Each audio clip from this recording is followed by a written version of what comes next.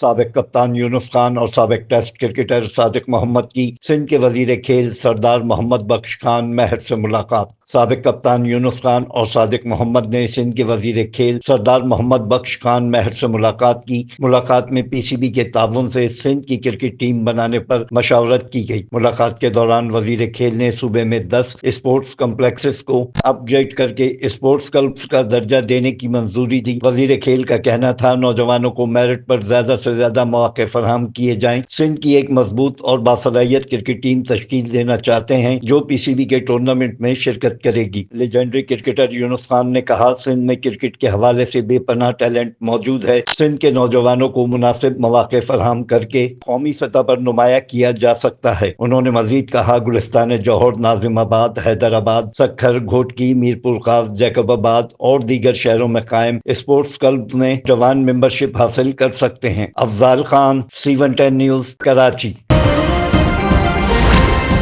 C110 news, خبر کی اصل خبر۔